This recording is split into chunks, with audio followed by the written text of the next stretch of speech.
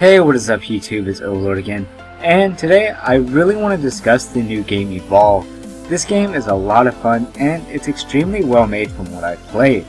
The game revolves around 5 players in one game, one of which plays as the monster and the other 4 are hunters.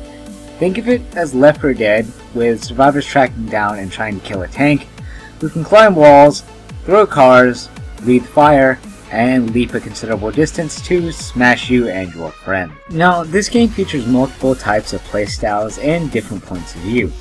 The main one you're most likely going to be playing as is the Hunters, and their playstyle really depends on the class, but overall it really has a first-person arena-style shooter feel, and it's very team-oriented, with each member having a specific role to fill.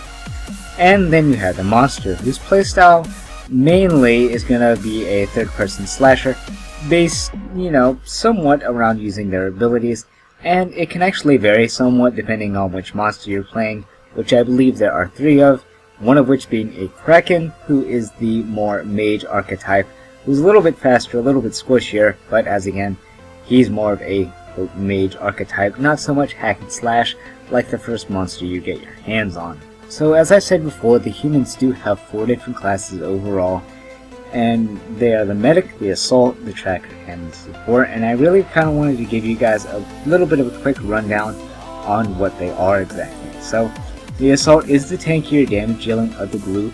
He's the character who probably should stay closest to the monster and deals the most damage overall, and he can turn invincible for a short amount of time, and he's probably the, tankiest out of all the characters just because of that invincibility. If you don't have him up front fighting the monster, then you're most likely not going to do as much damage as you'd like. The Support is kind of a middle ground character. He can either stand back and support all the other players by giving them a shield, or he can go up and fight with the Assault. I believe he can also call down an airstrike on the monster, although it's somewhat ineffective if you don't have him tranquilized or harpooned. The Tracker, as its name suggests, is responsible for tracking down the monster and finding it. Now, this class is able to make all footprints, the monster footprints, visible to teammates. It can trap the monster in an arena and slow him down or immobilize him with harpoons. Now, the Medic really should be in the middle of the group if you are going in a straight line and stand farthest away from the fight. The Medic can heal nearby allies, make critical hit spots on the monster with the sniper rifle, and tranquilize the monster to slow it down. I believe this doesn't affect attack speed, but it does most certainly affect movement speed. So if you're going up against the Kraken, who's faster than the very first monster you get, the Goliath, you most definitely want to use the tranquilizer and just spam the absolute heavenly fuck out of it. So now it's time to go on to the monsters. So the monsters have 2 classes in the beta, which is the Kraken, or Cthulhu, call him what you want, and then you have the Goliath. Goliath is the starting monster, who's more melee oriented and really likes to get up close and personal. He can breathe fire, leap smash, throw a boulder, or charge the enemy. This class really seems like it has more health, and is a tad bit tankier than the Kraken, although it isn't quite as fast. Now, the Kraken, on the other hand, is more of a hit and run mage caster type unit. I really don't know many of its abilities, seeing as I haven't unlocked it yet, but it is most certainly faster than the humans and the Goliath, and has the ability to fucking fly, making it an absolute bitch to catch and hit with your weapons. It does feel squishier than the Goliath when fighting it, yet its faster movement gives it more survivability versus the humans, and actually versus wildlife. Now, I really want to talk about the actual map itself, because I really feel that this is kind of what makes the game really unique. Now, the game itself features a rather large open map with lots of twists, turns, and hiding places for the monster to go, and it also has fauna and wildlife that tries to eat you. This is very, very new, something that I actually haven't seen before, and it's actually really exciting. This does cause a lot of interesting and unique experiences. So, for example, for my very first game online, I waded into some water in a river, and I got eaten by what looked to be fucking the Loch Ness Monster. And it happened so quick, it startled me, and I dropped my Coke, I threw off my headphones, and I spat out Coke and choked on some, and it was just terrible.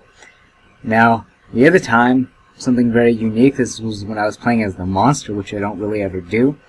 I was playing with Batman Dobbins, Leatherwood, and Soda, and everyone else, and I tried drawing them away. I had got into a firefight with them previously and was really heavily wounded. I mean, I had only just a little bit of armor and a little bit of health left, and I drew them back, got them to chase me. And as the monster, you can like smell stuff, and it'll kind of like allow you to see through walls and see enemies through walls and whatnot. And I ended up pouncing on them, knocking them around, and then I breathed fire on like 3 of them, killed them, and then I believe Leatherwood was the last one alive, and I ended up killing him. So I won the game with this tiny little sliver of health, and it was helping me get away all the times because I really don't ever play as the monster.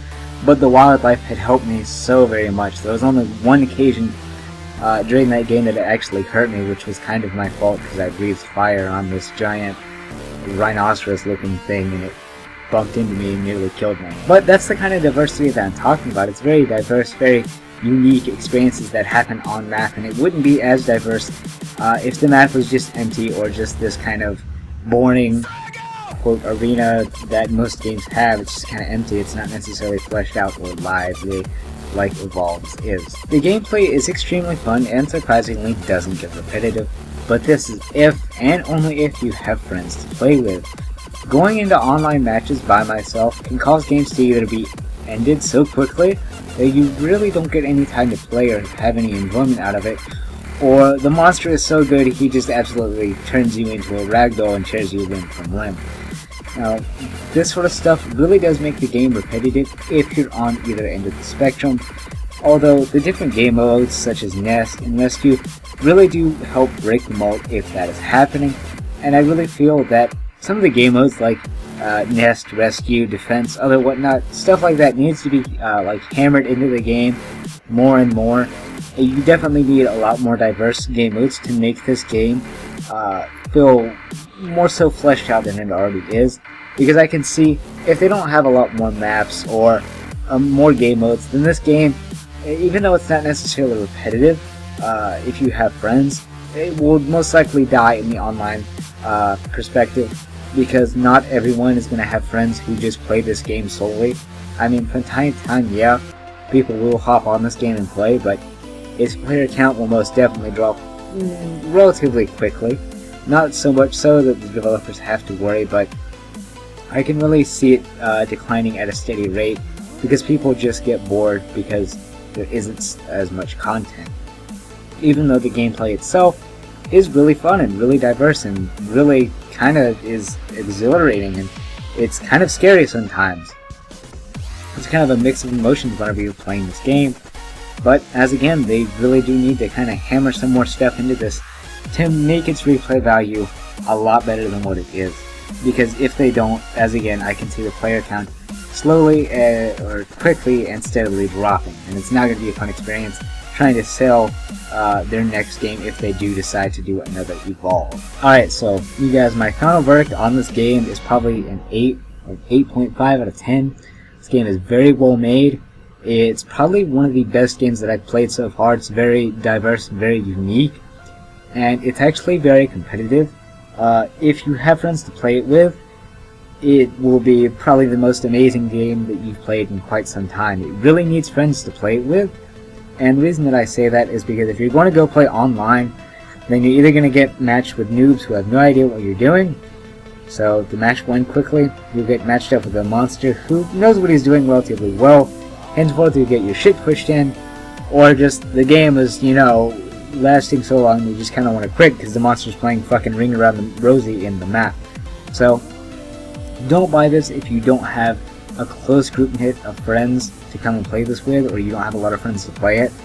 If you do, then really buy this. Very good choice, very well made, very unique game, and it's probably one of the best experiences that I and my friends have had in a while. I mean, it's very unique and it's very well made, and I can see them putting more and more content into this and it all being worth it. I mean, I was really surprised because I wasn't necessarily geared for this game whenever I first heard about it. I was like, seems like it'd get boring and repetitive really quick, but now that I actually played it, it just kind of knocked my socks off. I mean, it's that good. So if you guys want to, Use this as a guideline, make your own decisions about the game, but I really hope you guys enjoyed this commentary, and I hope that you guys like, comment, subscribe, and see me next time that I make a video. This is Overlord, signing out.